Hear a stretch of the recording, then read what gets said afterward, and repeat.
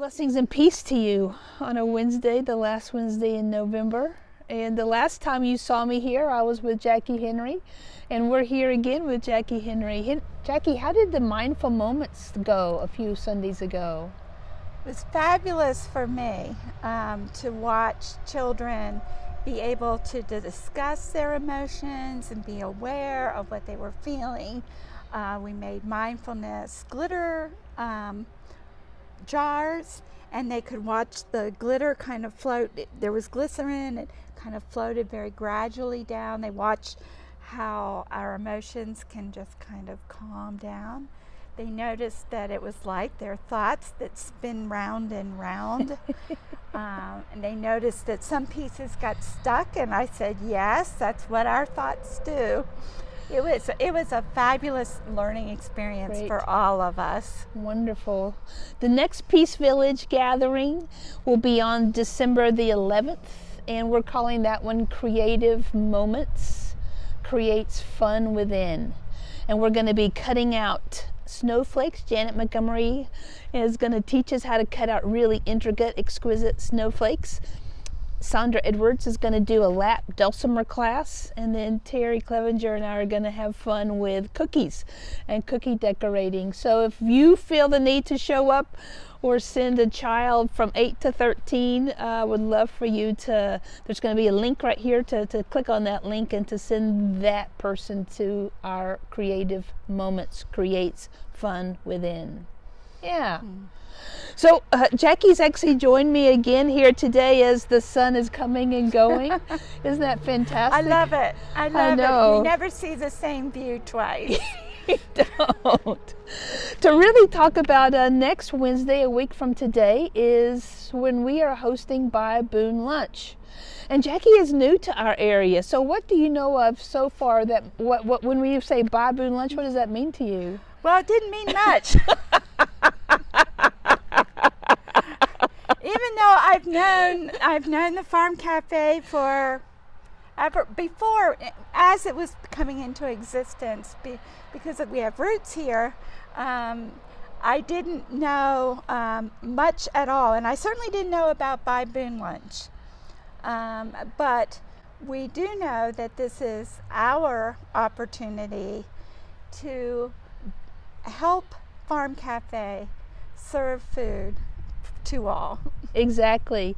So Jackie and her husband Dave has been volunteering there every week, and they have agreed to take the lead kind of on how we do ministry with Farm Cafe, and they have a steep learning curve. And so I'm going to invite you to help train our next Farm Cafe team leads of what it really means to do ministry with and through Farm Cafe.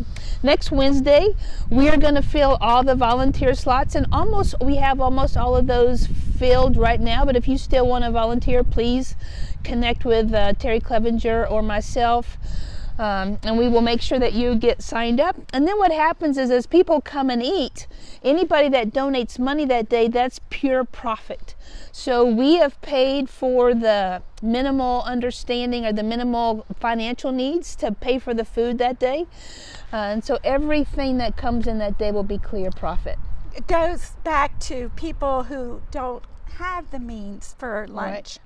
You know, so it's all about feeding Boone. Absolutely. Buy Boone Lunch is all about feeding Boone.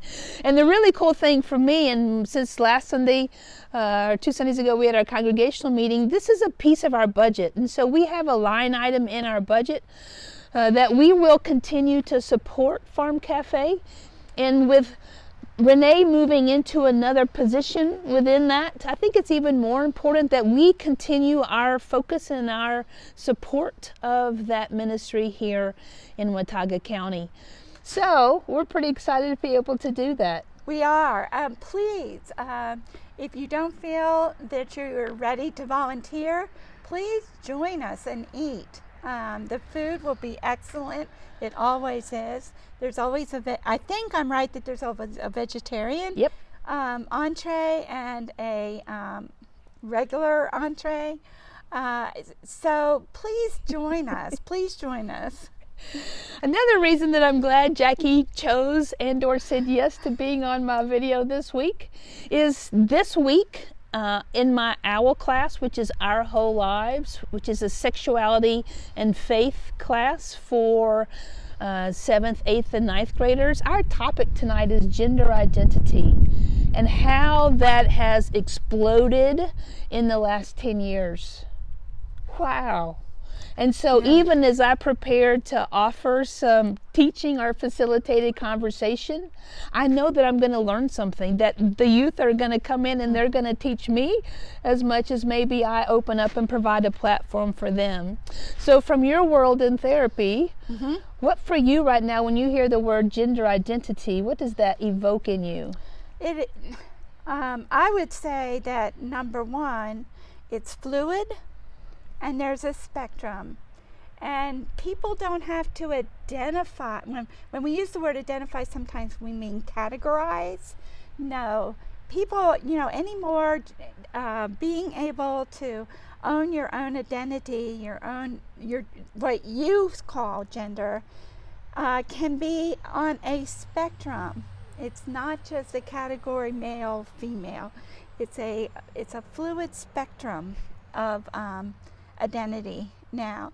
So we can expect our children to have quite an interesting time kind of determining where they fall on the spectrum. Absolutely. And with that, this Sunday we are in a worship series called Reflecting the Sacred. This past Sunday I think we introduced that really well. We had Melanie offer how she understands and sees the sacred within her own work as a chaplain. This Sunday, and specifically this last week, was Sacred Time. And the time is now to understand that we're always creating and embodying the sacred. And then this week will be Sacred People, which really again fits into this gender identity. Because sometimes we want to put people into different labels, and they're either inside or outside of God's love. That's our lazy way of thinking. We categorize, and much as our body can be lazy, our brain can be lazy. It's easier if we just categorize rather than looking at the whole picture. So we categorize. And it's lazy. And so Sacred People is Sacred People. And I'm going to invite you, as you look for where the sacred is showing up in your very moments this week, that you look at both time and people, and to really notice how the sacred is reflected in and through those beings, those people, those times that you have, and allow God's grace to blur the lines.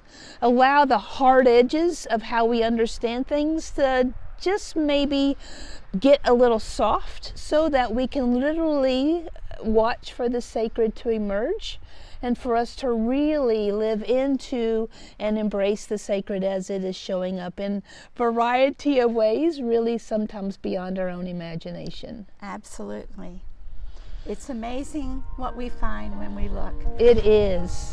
And so with that, I encourage you to look, to keep your eyes open and awake, and have an expectancy of hope, of love, of peace and joy in this season of Advent, watching and expecting the holy and the sacred to show up. Until next week, may peace and grace literally hold you. Namaste.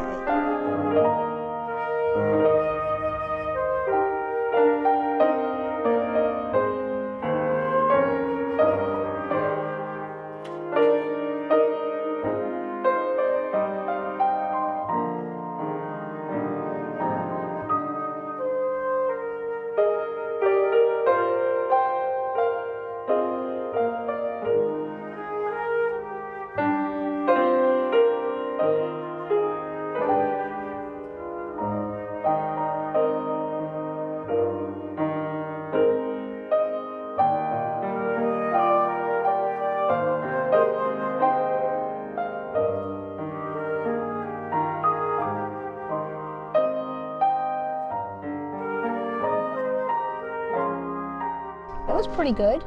You want to say anything else? I'm good.